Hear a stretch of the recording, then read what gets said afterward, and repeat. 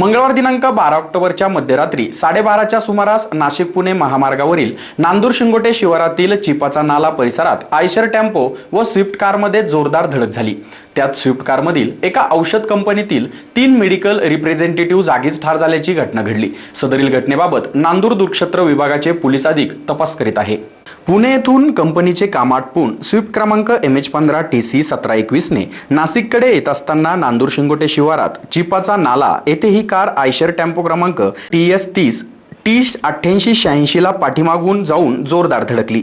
त्यामुळे कारचा चक्काचूर होऊन कारमधील कार चालक शरद गोविंदराव महाजन वय 39 वर्ष राहणार म्हसरूळ नाशिक, भूषण बाळकृष्ण बधान वय 35 वर्ष राहणार पाथर्डी फाटा नाशिक व राजकुमार हरिशंकर तिवारी वय 36 वर्ष राहणार अंबरनाथ कल्याण येथील हे तिघे औषध कंपनीतील मेडिकल रिप्रेझेंटेटिव्ह म्हणून कार्यरत असलेल्यांचा जागीच मृत्यू झाला।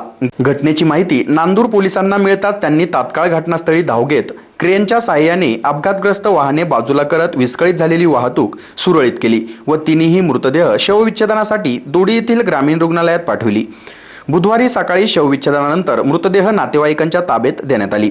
घटनेबाबत अधिक तपास पोलीस प्रवीण आढांगळे करीत आहेत। SN न्यूज साठी प्रकाश शेळके।